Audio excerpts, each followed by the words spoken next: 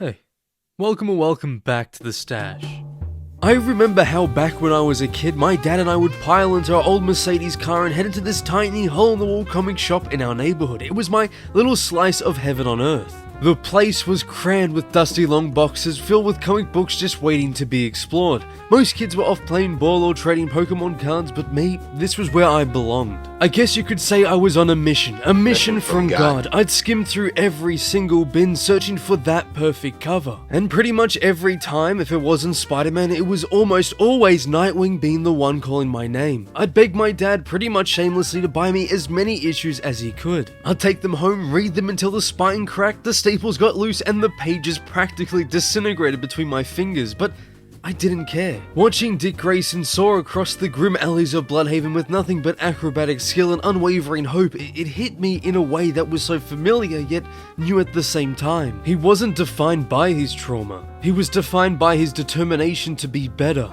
to do better no matter what darkness he had to face. Those tattered comics are still on my shelf. Yellowed and worn, but every time I pick one up, I'm 9 years old again, staring wide-eyed at those panels and thinking, this is who I want to be. And honestly, that's why Nightwing still matters. He's not just another masked vigilante. He's the spark that reminds us we can be more than our worst days. But enough about my childhood obsession, let's fast forward to right now, because as much as those memories shaped me, we've got a brand new Nightwing issue to dive into. But I just wanted to take a second to say that here at the Stash, we're on a mission of our own. We're trying to reach 6,000 subscribers. Hello everyone, future me again, appearing in another video, 2 videos in a row now.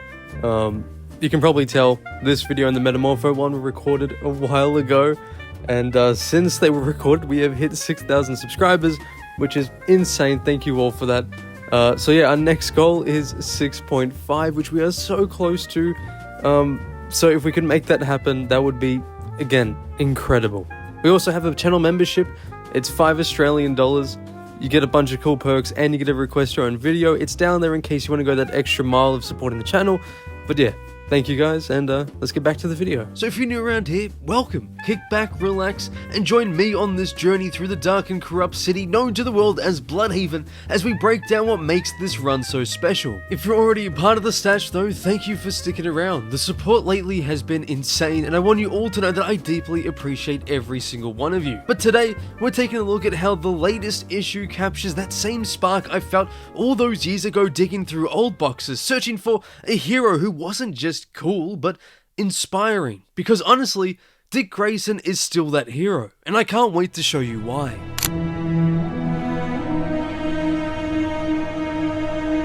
So our story begins with a heartbreaking shot of the boy tragically killed in the last issue. A life taken too short. A boy who had his future stolen from him by Helios officers abusing their new weapons granted by Cepheric Solutions, just as Olivia Pierce planned. Now, although that's the truth in the matter, what released to the public is the complete opposite.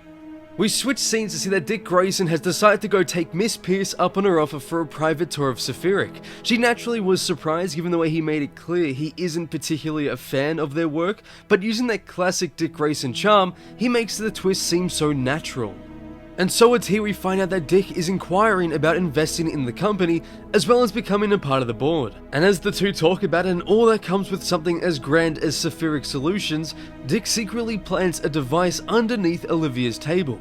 Later that day, it's clear to see that the death of the young boy is still clearly affecting Dick, and it creates this really special moment between him and Babs. But that's not all. We find out that the device he planted is now, in short, a personal clone of Olivia Pierce's hard drive. It's going to take a while to crack, but with someone as skilled as Oracle on the job, it's only a matter of time. While he waits, Grayson begins to suit up. For the Helios officers may have been the one with the firepower, but the Teddies are the one recruiting children, and so Nightwing plans to pay them a visit to go find out why. Upon arrival, he bursts through their hideout and leaps into the air with precision and grace. They don't stand a chance against him. No matter how many Teddies come his way, it all ends the same, with only him left standing. He begins his interrogation and is quick to learn that the Teddies were more so a safe haven for these lost children of the city. Mama Bear offered them a place to go until it got taken away, and now they feel like Nightwing is removing the last thing they got. The entire conversation gives Nightwing pause and time to reassess the situation. The sounds of sirens and officers fill the broken hideout. It's clear that if the Hallius officers get a hold of any of the Teddies, they're dead. So, with the help of Nightwing, they make an incredible escape. Even when they try to chase him, there's still no match for the Boy Wonder. Afterwards, Dick takes the Teddies to his satellite safe house, a place where he's been expanding. He tells them if they want to stay here until he clears their name, they must keep the peace and their heads down. There's also some nice setup with Bryce and the rabbit, as well as the Teddy who refused to give Nightwing his name earlier doing so now, showing that their trust is slowly growing ever more in the great hero of Bloodhaven. And so our story ends with Nightwing taking in the beautiful view of the city he cares so deeply about, while on a call with Barbara informing him about some of the stuff she's managed to find out from the hard drive. With the biggest of all being that Nightwing and Olivia Pierce's fierce rivalry didn't just begin from when she moved her operation to Bloodhaven, but instead mysteriously started all the way back when Dick Grayson was Robin.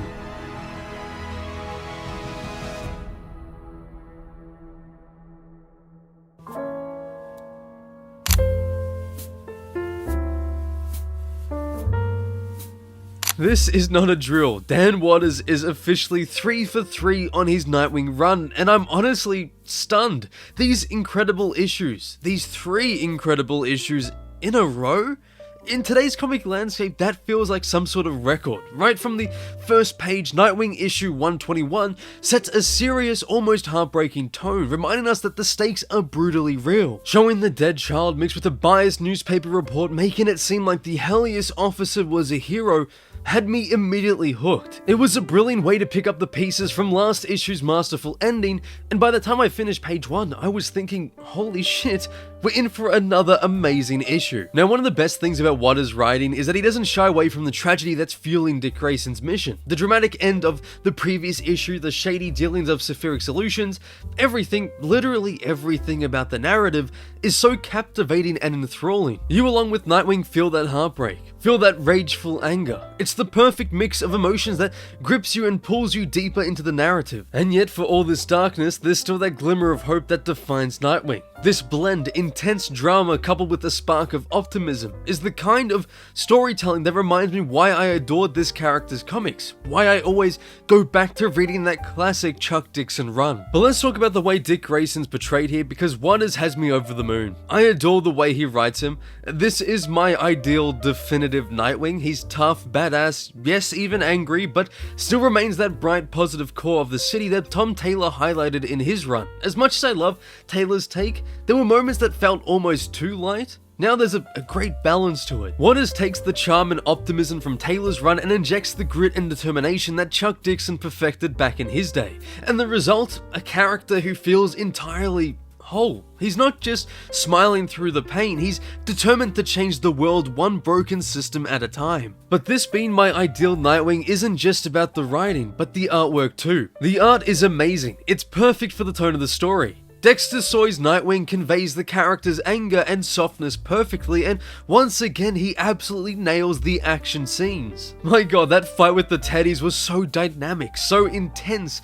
so enthralling. Even Dick suiting up to go out and find them was a scene filled with such amazing, dramatic and theatrical flair. I cannot be happier about it. It's a visual spectacle that never loses sight of the raw emotion driving these characters forward, and it's easily one of my favorite aspects of the entire comic book. Now, a slightly controversial aspect from Tom Taylor's run, depending on who asks, is that Dick's now a billionaire. Now, whether you like it or not is entirely up to you, but I love the way that Watters integrates this without making it seem like he's some naive benefactor. We know from Taylor's run he's not trying to solve Bloodhaven's problem by throwing cash at them blindly. Instead, he invests strategically, rebuilding the city he loves. But what I really enjoyed is how in this issue, Watters shows Dick using his resources to aid his investigation. He's not playing by the system's corrupt rules, instead he's fighting that very system from within.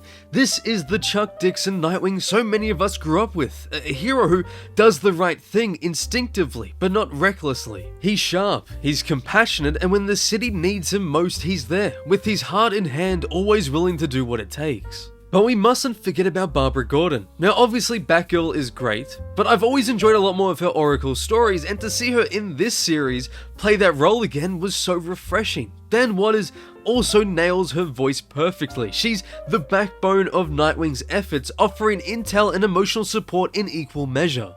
The banter between them is spot on. It harkens back to the Dixon days where their connection felt lived in and authentic. They're not just colleagues, they're partners and lovers with a shared history that seeps into every conversation. It's refreshing to see a creative team embrace Bab's strengths beyond being Batgirl, using her as more than just a side character, because she deserves to be written with genuine care and effort. Barbara is meant to be that North Star figure for Dick. She's integral to the story and to his life. It's simply why the way they're depicted in this issue means so much to me. So here we are, 3 issues in, and hasn't missed a beat. Nightwing issue 121 is a testament to how powerful this character can be when you strike the perfect balance between hope and hardship. The art is stunning, the writing is sharp, and Dick Grayson has never felt more like the Nightwing we all know and love, with a perfect blend of someone who's a compassionate hero and a relentless warrior. If Waters keeps this streak going, we might be witnessing the birth of a truly iconic Nightwing run. And it's something I feel we need to embrace. We live in a world where it's easy to be jaded and where modern comics seemingly let the fans down with each and every release. But with Dan Waters' Nightwing, we're reminded why Dick Grayson still matters. We're reminded why he's one of the best characters within all of DC Comics. Sure, he's got a cool costume and his fight scenes are magnificent, but deep down it's because no matter what, Nightwing believes in a better tomorrow. And like shown in this run so far, he's willing to fight like hell to make it all a reality.